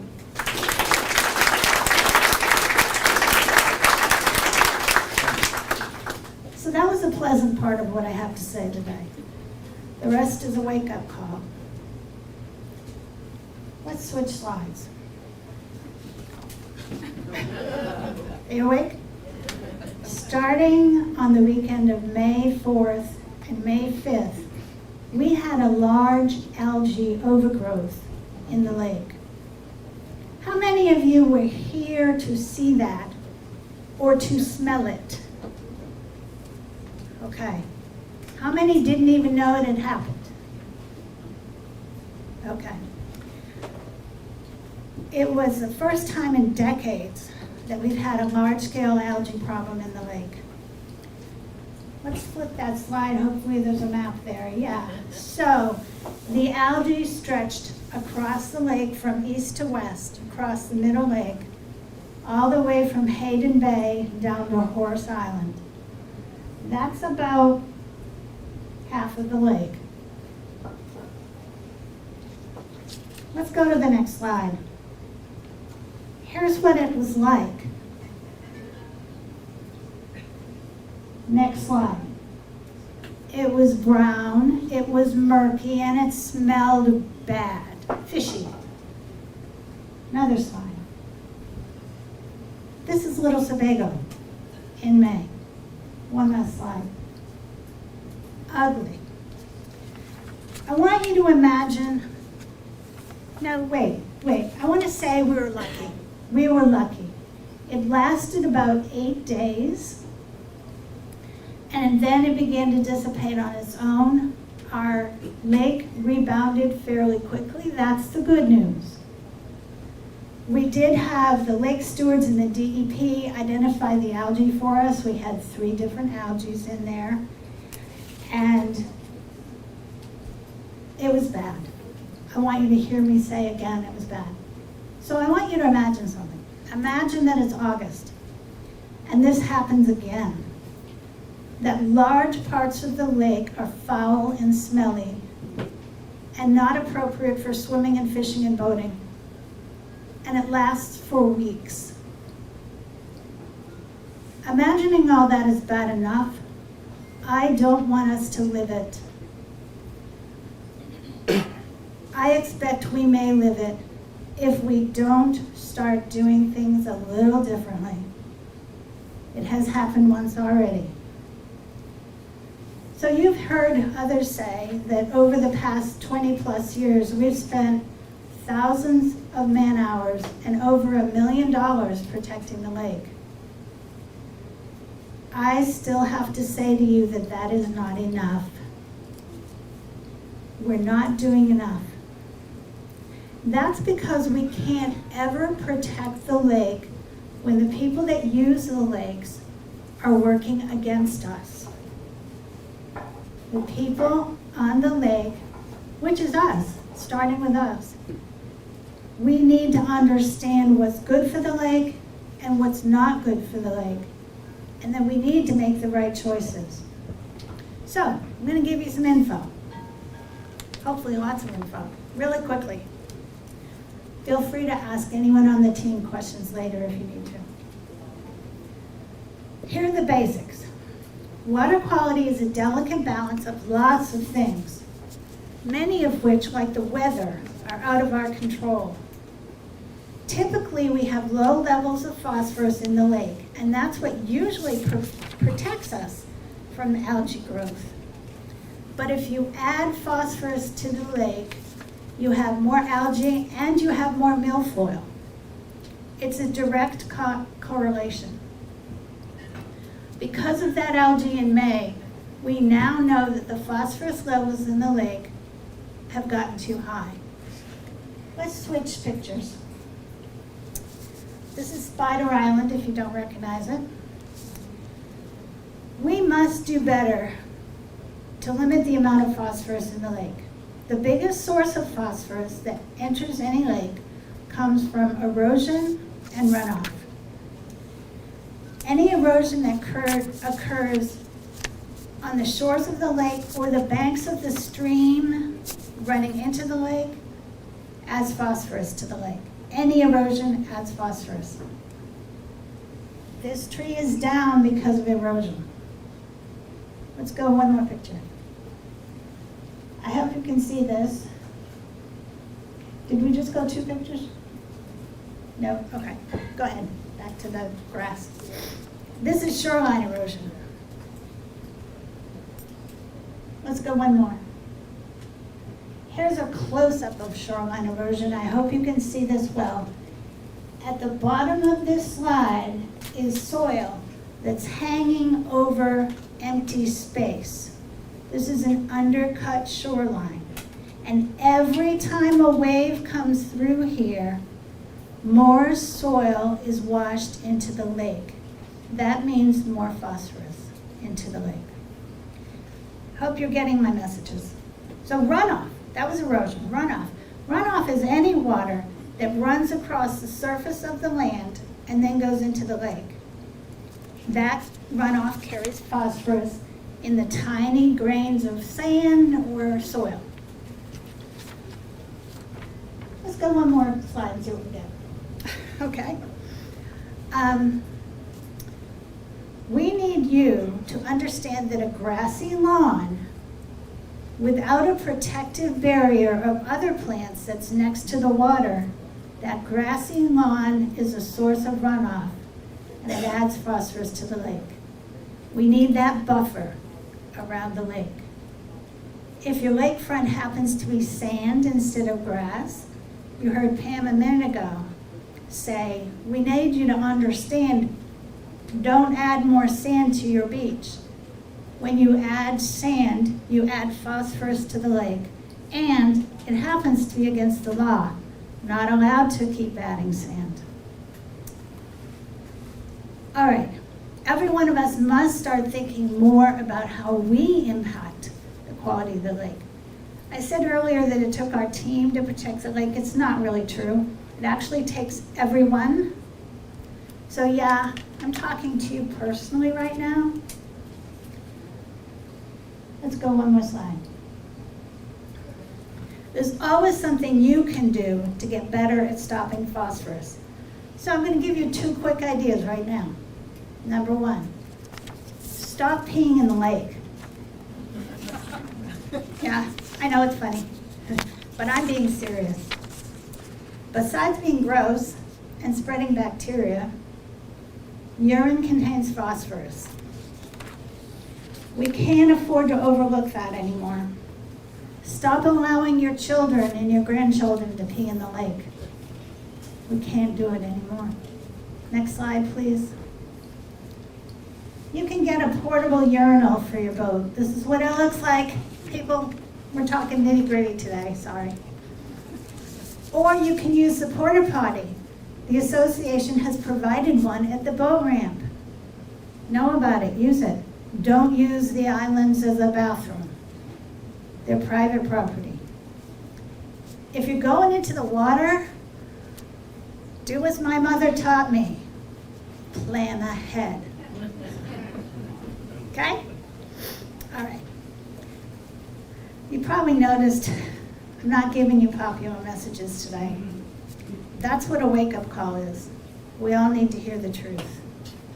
So, second simple thing you can do immediately and easily, stop driving your boats fast near the shore. Stop driving your jet skis fast near the shore. I don't care if we're talking about in a cove or near an island or near the Narrows. Slow down.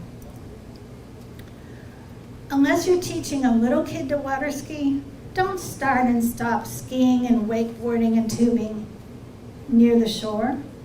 Use the open parts of the lake for that. And you heard already about wake boats, and the warden gave us the details on where you should be doing that. A lot of places you should not. Let's switch that slide, please. See how close to shore those are?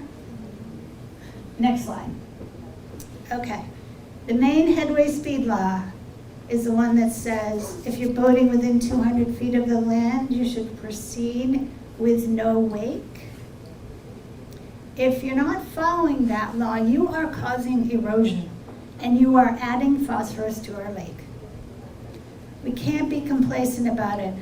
Every time a large wake hits the shore, there's more phosphorus. So, outside, maybe some of you noticed on your way in, but I hope you'll notice on your way out, we have marked off 200 feet. At the bottom of the ramp is a little cone and a sign, and it tells you to turn around and look across the parking lot, and we have a marker, another cone and sign, 200 feet away. I can almost guarantee you that you don't know how far 200 feet is. It's a lot further than you think. Please check it out. Okay, I have a couple more in-depth things that you can do. Those were simple things. Let's go to another slide. Okay. I'm going to ask you to help us spread the word and educate others about how to protect the lake. Talk to your friendly neighbors. Talk to the people you meet on the lake about water quality. Not everyone knows what you just heard about how to keep the lake clean. Not everyone was here to experience that algae and how bad it was. And most people haven't yet realized how their own behavior impacts the lake. Simply telling them what you've learned can help. Second idea, listen carefully to our next speaker, Lane. He's going to talk about the watershed and the watershed committee report. And each of us could use some new ideas on how to make our property, the property we have, more lake protective. Let's have another slide. In particular, we have the Lake Smart program, which I'm always plugging. It can give you customized ideas on changes you could make to your property. And there are grants and programs to help pay for those things. So think about, is there something you can do? Let's see what the next slide is. Okay. So Pam and I recently talked to the Gray Town Council about our water quality problems and about protecting the lake. And we asked them to ramp up their efforts to protect Little Sebago. And we suggested to them that they consider the impact on the lake of every single decision they make. Wouldn't that be nice? We are asking the same thing of you. If you are a lakefront property owner, every single thing you do on your land and in the lake matters. Please think about that often. That phrase, how will this impact the lake? If I could give us a mantra, that would be what it is. Let's be smart.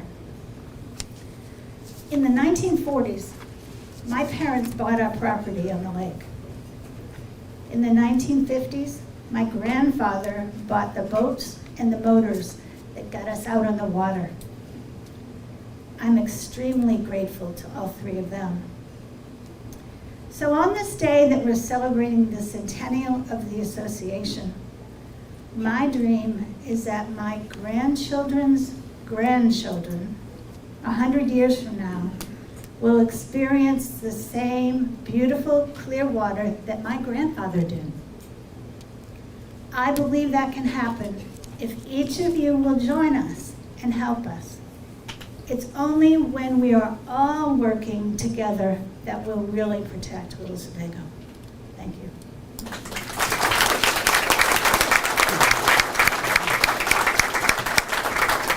Thank you, Jan. All good information, and it's going to be backed up with the next speaker, Kevin Roman, and Lane Albert, with our watershed committee. Thanks, Pam. Kevin, if you have that first slide for, yeah. Good morning. Thanks for hanging out. I know I enjoy my once a year interaction with the warden, so it was good to see Kyle today. I look forward to seeing them again next year. I had a lot of notes to say, but everybody's kind of, laid the groundwork for me. Thank you, Jan, and others. I'm new to the lake. I've been here, my wife and I moved here October. I guess we purchased in 2 years ago. We became full-time residents. My full-time residents this year. And I too am grateful. I find this lake amazing, and I don't want to be out of it. Pam left a message for me the other day, and she wondered if I was in the lake. I wasn't, but I got your message, and I immediately went in, and I felt better. It is our job to protect the lake, and watershed. So the watershed, what is the watershed? The watershed is easily described as the area of land that storm water and runoff runs over as it makes its way to our lake. So our lake, if you imagine the watershed as a bowl, right? The lake is at the bottom of the bowl, and our lake is 9.3 square miles, and our watershed is 13.3 square miles. So there's an additional, 4 square miles of lakefront property, right? Non-lake surface that we have to be responsible for. Because like Jan said, if we have bad behaviors, we're gonna wind up with bad lake quality. And high lake quality, which we all want, right, is associated with lots of fish in the lake and fishing on the lake, swimming in the lake, not brown water, not smelly water, and loons on the lake. I love the loons. And it's associated with high property values. Only bad when it comes to taxes, but otherwise a good thing. And also it also leads to prosperous businesses. Gray and Wyndham have lots of great businesses, and they're prosperous because we have high lake quality. If we don't have that, everything goes the opposite way. The one thing that we wanted to make sure that we got across to you today is that there is the lake has a delicate balance, and it has every nutrient it needs already in it to sustain the fish and to keep the algae at bay, right? And like Jan was saying, if there's more nutrients that make it their way into the lake, we're gonna upset that delicate balance, and we're gonna create a situation where the algae can grow uncontrolled, and we'll have a poor quality lake. So we have to be stewards of that balance. We have to delicately manage that balance. And the watershed, so Kevin, if you can do the next photo. Let's see, one more. That's our beautiful lake. And then, so that's the watershed that we're dealing with. Basically the red area around Gray to the north and Wyndham to the south. So that's our watershed, right? And again, everything from that watershed is draining into little Sebago Lake. We work with governments, and we're supported by not-for-profit agencies that are also charged with maintaining and protecting the soil and the water in Gray and Wyndham and the rest of Maine. And those include the Cumberland County Soil and Water Conservation District, the DEP, MaineLakes.org, Lake Stewards of Maine, and the towns of Wyndham and Gray, just to mention a few. But we work with them and try and help them promote policies and ordinances that will protect all the lakes and soil in their regions, but specifically for us, Little Sebago Lake. We used to have a formal watershed protection plan, and it was in place and expired in 2018. And the watershed protection plan, it's again developed by the governmental agencies with our assistance, and they identify within the watershed high, medium, and low impact sites, right, that are where erosion or pollution is occurring in the lake. And through that watershed protection plan, we are able to help remediate those sites, right, and eliminate the pollution and the erosion from draining into our lake. What happened, so in 2018, when the plan expired, we found that all the high priority sites had been remediated, right? They had been cleaned up and they were no longer a problem. And what we found we were left with were erosion and pollution control or pollution issues associated with road associations and us, right? The homeowners within our watershed, and specifically lakefront owners. So what do? What's our next step? Oh, and I'm sorry, if you can do another slide. Thank you, Kevin. So, what's our next step? Are we gonna, we're not gonna re-up a formal protection plan at this point in our, where we're at. They're very expensive, and we really feel that we could use the money better ourselves once we've identified sources of erosion or runoff, we can use that money ourselves to help remediate. And so just some notes on Lake Smart here. It shows that in 2023, I think it's 274 lakes, or 274 evaluations have occurred already, and there are 85 lakes that are participating, lake associations that are participating. And Kevin Ronan is going to tell you a little bit more about that in a second. But our action plan is going to be to address water quality issues within our watershed, to do self-help. And we're going to work with the people that are with road associations, and those people that are in charge of the communications for those road associations will be reaching out directly to you and coming to visit if we need to, and taking a look at the roads. And we'll work with our homeowners. And again, this is where we're really going to be focusing a lot on cleaning up the lake and protecting it, is with homeowners. And the way we're going to do that is with Lake Smart. And I'd like to introduce Kevin Ronan, who is our Little Sebago Lake Smart coordinator. Yeah, thank you. Thank you.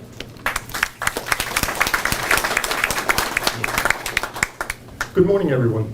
I'm really glad to be here and glad to talk to you about the Lake Smart program. Before I do that, though, I want to introduce a couple members of our team who have been instrumental in getting the program off the ground. BJ Warner. BJ, please stand up. Thank you very much. And Lane has just recently completed training and completed his first evaluation, and we're glad to have him aboard. At the end, I'm going to give you a little pitch, because we could use a little more help. But let's talk about the Lake Smart program, where we were and where we are now. A year ago, I was standing in front of you. We had just completed our training, and we had completed our first evaluation on the 18th of June. Since then, I'm happy to say we've completed 15 evaluations. Many of you are here today, and I want to thank you for participating. We have right now 9 property owners who are interested in getting the evaluation done, and we're trying to work through that wait list. I'll be here after the meeting's adjourns, so if you have any questions or you want to sign up, please come see me. The evaluation process itself, the Lake Smart evaluation, consists of 5 components. And I think it's important that you be aware of these. We cover the driveway, parking areas, outdoor structures, outdoor living space, shoreline, and the shoreline buffer zone. And the shoreline buffer zone is that area where the water meets the land. Earlier, Jan had some incredible slides showing some of the damage that's done at the shoreline buffer zone. We have a whole section of the evaluation that focuses on that. And from the evaluation, we give homeowners a couple of key tools for them to work with. The first is the popular evaluation results. And included in the evaluation results is a document called Best Management Practices, BMPs. Those BMPs have been developed to offer homeowners suggestions and ideas of how to fix and address some of those problematic areas, such as the Lake Shore buffer zone. I want you to take a couple of moments when you have the opportunity and go to Lake Smart on the website and take a look at the best management practices. If you decide you're going to do an evaluation, you're interested in one, we'll talk a lot about BMPs at that time.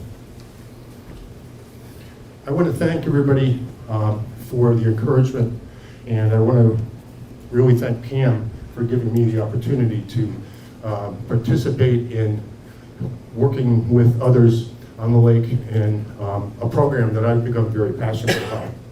Thank you. Question back there. Yeah, go ahead.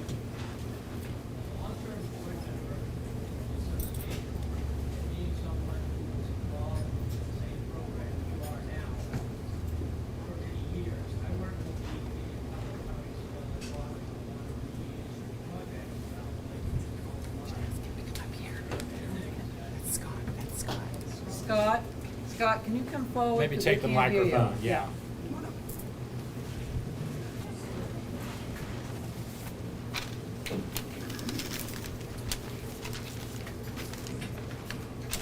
As a long-term board member and as someone who's been involved with the same program these folks are now, I work with DEP and Cumberland County Soil and Water on mitigation projects for sedimentation and erosion control for a number of years. I'm also a building contractor and as well, I'm a licensed individual with DEP, Cumberland County Soil and Water, in relation to sedimentation and erosion control.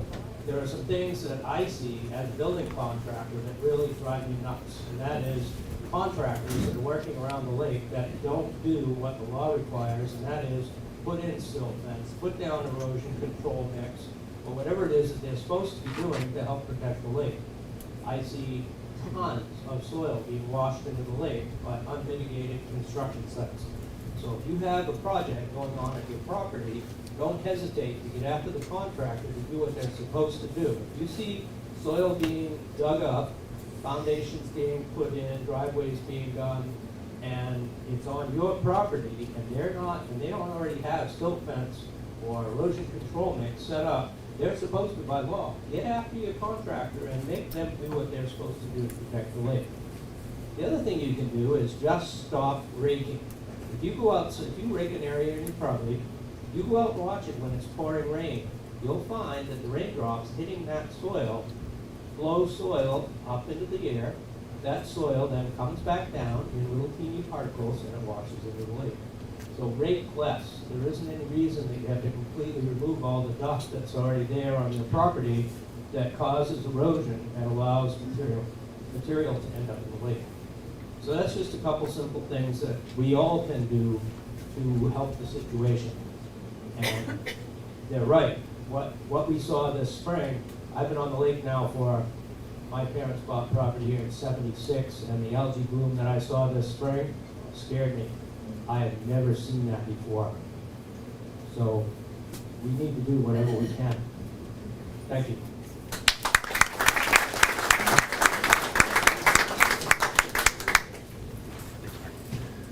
Thank you. So, and that's where we're going to wrap, is talk, oh, one more question. Yes.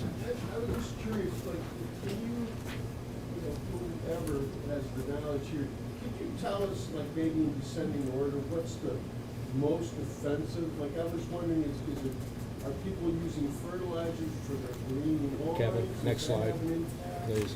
Is it just the natural? So thank you. Yeah, no, the question's perfect. I think if you want to take a look at the slide, this is from Maine Lakes. And I mean, this is it, right? The house on the right is an offensive property from a Lake Smart perspective. And the house on the left is what a model home would look like. I'm looking my way. Sorry. I'm looking my way. Thank you, Pam. We're going to miss you. Probably me mostly.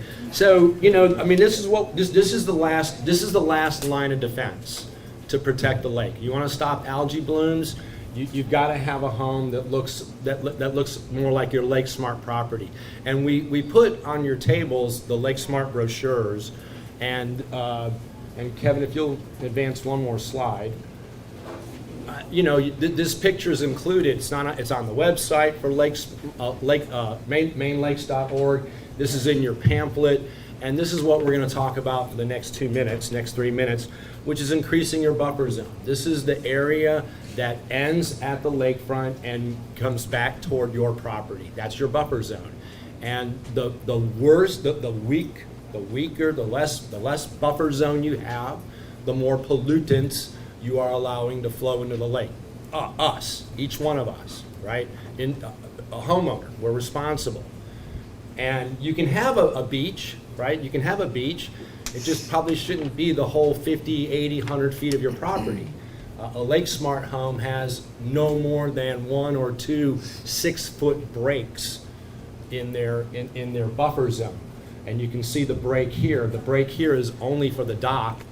A winding path, so the water that runs along the path can actually find its way into a vegetative site before it comes all the way down the path into the lake, carrying those nutrients that the lake doesn't need, or insecticides that we probably shouldn't be using, and phosphorus in your fertilizers, we shouldn't be using those. And remember, right, a simple rule, if it makes your yard green, it's probably going to make the lake green, right? Or if it didn't come from the lake, don't put it in the lake. Like Jan said, right? Don't pee in the lake. It didn't come from the lake. Don't put it in. Dog waste is not fertilizer. It's not. It needs to go in the garbage can. Sure that it's really built up. We want to see multiple layers of planting, tall trees, short trees, shrubbery, plants. If you have exposed soil, the erosion control mix, and not raking. Not raking. I leave my pine needles now. Enlarge your buffer zone. Native plants, live stakes, lots of different layers. If you have a sloping shoreline, you can shore that up with riprap, live stakes, planting behind the riprap with shrubbery to shore up your stabilize the shore. Very important. And just remember that every harmful step, definitely hurts the lake, and every helpful step helps the lake. You can't do too little. Everybody taking one action will improve the quality of our lake. Yes? I live on Lions Point, so I've been there 48 years, so I've watched Lions Point shrink. So Lions Point at the end, I'm going to speak to the landowner, I don't think she's here, but there's like 4,000 feet that they own, right, all of that. So I think the state of Maine says you're only allowed to rip-rap like 100 feet a year. And so I guess my question to you is there any intention of trying to change that rule that you know of? Because it's getting undercut fast with all this traffic. So my other question is, I know a lot of people are doing it on their own in the wintertime, because I have a lot, and I see all of a sudden there's riprap, which I believe must help. In your opinion, why does the state of Maine only allow 100 feet? And a lot of people that are trying to save their shoreline are putting in a lot of like sticks and concrete blocks. What works? What doesn't hurt the lake? Does it help to put all those sticks in? I know I'm getting a lot floating. Yeah, great questions, and I won't have all the answers to that myself, and I don't know if any of us do up here. The DEP regulates everything you do at your shoreline. They do have permits of necessity. Riprap, putting in riprap is something that does require a permit, and my understanding, we have one ourselves, and they're given by necessity. The state's not adverse to riprap. There are certain, I guess, vendors, right, that have, the lake-friendly, if you will, riprap. We're not just picking up stones and throwing them in the lake. So there are certain vendors, I think, that have that. And I would say as well that, give me some time. And as we, work through Lake Smart, I'm going to let Kevin take this over. We'll have a lot more answers and a lot more input around, the short undercut and how to deal with that, right? Deb, I go by your house, as you know, it's about 4 or 5 days a week walking our dog. I'll stop by next time and let's walk through that situation that you have. So I can better visualize it and see if we can come up with a solution, okay? And again, just, everything you do helps, and we appreciate every step. Thank you.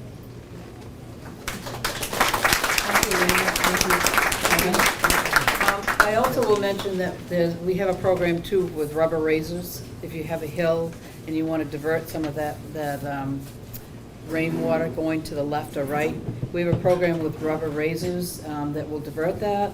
Just contact info@littlespagolake.com and put rubber razor or something like that. We also, I will say, some of this buffering that we're talking about can be actually very aesthetically pleasing. So you can do plants and it can look good on your property. So think about other ways to make your property look good. Third thing is there's a thing called Rainy Day Survey, and if you, we'll have that on, I think that's on our website. I'm not sure, but if it's not, we'll put it on. When it rains, you can take your kids outside, have an activity, find out where that rain is going, and just divert it. Find a way to divert that water. It's a good fun thing to do.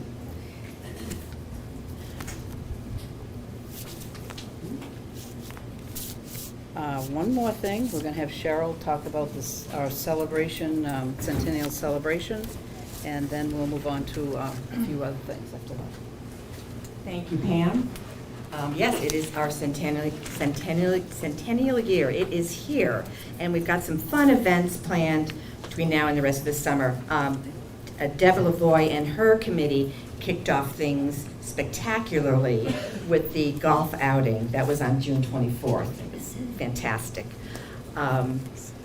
Tomorrow, after today, we stay for a hot dog and hamburger afterwards today, but tomorrow we have at 10 a.m. we have the Blessing of the Lake, which is off of Deb Loomis Lafon's home, which is 32 Aquila. If you go, Yes, Deb to stand up. Deb, could you stand up, please?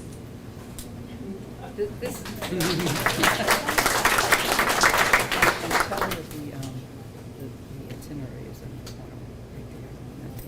What is? Yeah, good.